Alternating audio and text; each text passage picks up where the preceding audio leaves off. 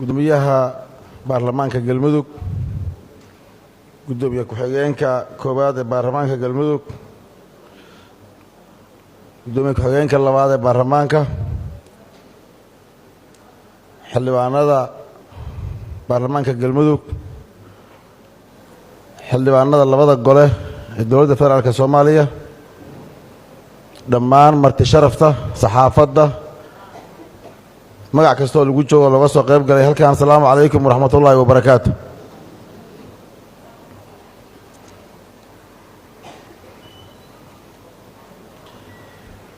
salaanka bacdi mudane gudoomiye xildhibaanada sharafta leh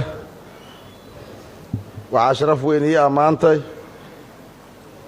inaan helay fursad aan ku soo hor istaago baarlamaanka labaad ee galmudug si aan idinkugu caddeeyo inaan ahay musharax u taagan xilka madaxweynaha dowlad goboleedka galmudug si aan u soo bandhigo barnaamijkayga siyaasadeed ee ku aadan galmudug waxaan idiin qaybinayaa ama la idiin qaybiyey nuqul dhammaystiran oo ka turjumaya oo caddaynaya barnaamijkayga siyaasadeed waxaan codsanayaa inaad ii oggolaataan inaan dul istaago tiirar muhiim ah si kooban maadaama aan qaybiyey ama la qaybiyey nuqulkii oo dhammaystiran wakhtigan aan raba inaan ka faa'idaysto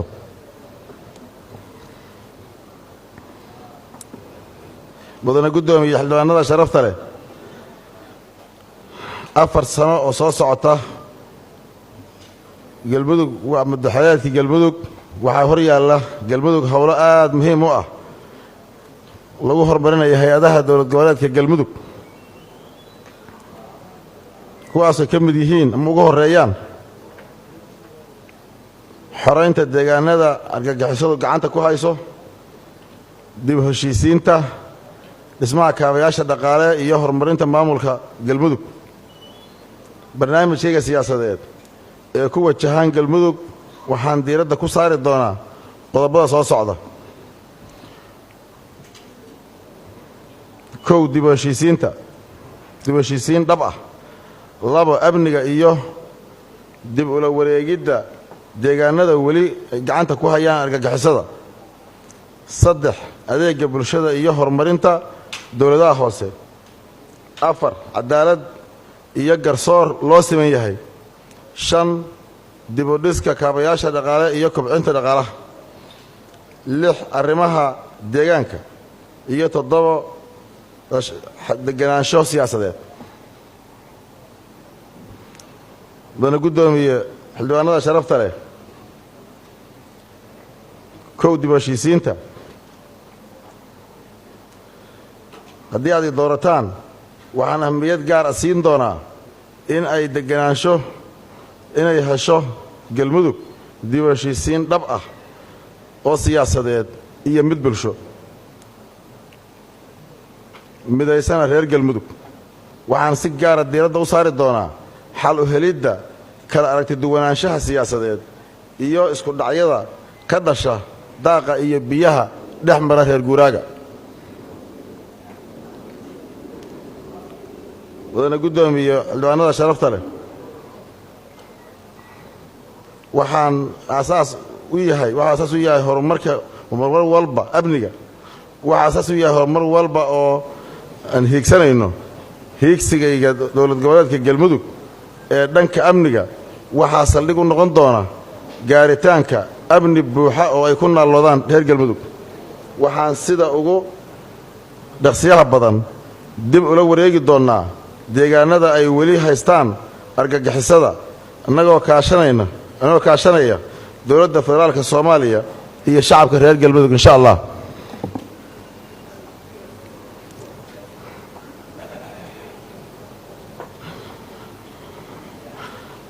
sidoo kale waxaan dhisi doonaa ciidamo amni oo la wareega howlaha amni ee deegaanadaas iyada oo dadka dib u dhis buuxa loo samayn doono haddii Ilaahay idmo sidoo kale waxaan qaban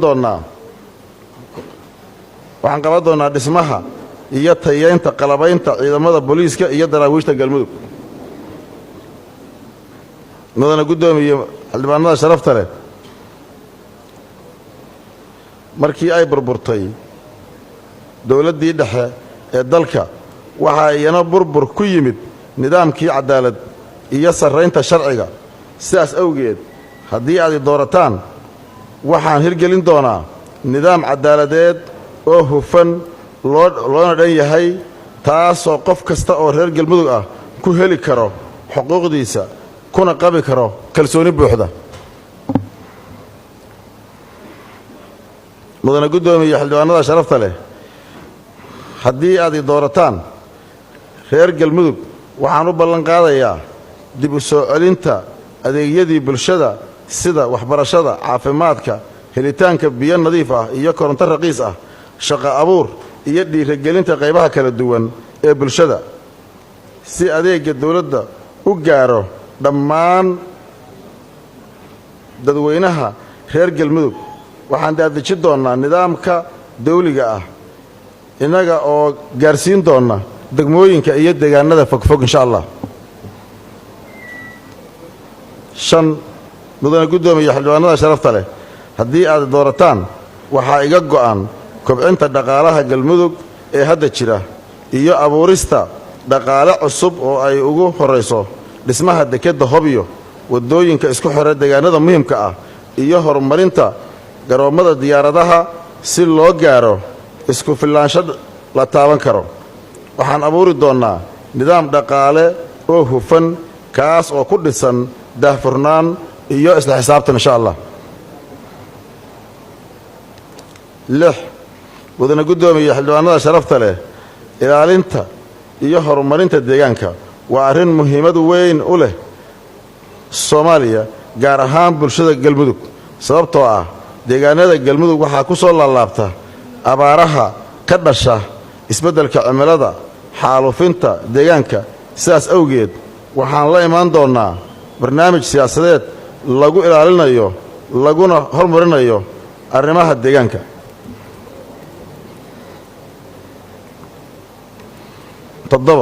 mudana guddoomiye xildhibaanada sharafta leh dhammaan ajendayaasha aan soo sheegay lama fulin karo haddii aan la helin degganaansho siyaasadeed iyo wada shaqayn dhab ah ee dhex marta hay-adaha dowlad goboleedka galmudug sharci dejinta fulinta iyo kuwa dowladda federaalk soomaaliya sidaa awgeed waxaan abuuri doonnaa xidhiir sal adag iyo wada shaqayn dhab ah dhex marta galmudug iyo dowladda federaalka ah taas oo soo afjari doonta ku dhowaad 3 sano oo ay hay-adaha galmudug curyaamisay xiisado siyaasadeed sidoo kale waxaan hagaajin doonnaa xidhiirka iyo wada shaqaynta ka dhaxaysa dowlad goboleedka galmudug dowlad goboleedyada dalka ka jira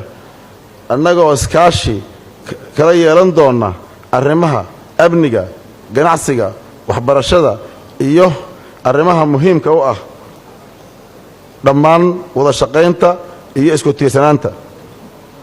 mudana guddoomiye xildhibaanada sharafta leh ugu dambayntii waxaan si xushmad ku dheehan tahay idinkaga codsanayaa inaad igu aamintaan hoggaaminta galmudug 4 sano ee soo socota iina oggolaataan inaan hoggaamiyo galmudug barnaamijkayga siyaasadeed si aan u fuliyo insha allah aad iyo aad baa u mahadsan tihiin dhawaad iyo maslaxaad baan idiin mahad celinayaa wabilaahi towfiiq wasalaamu calaykum waraxmatullahi wabarakaatu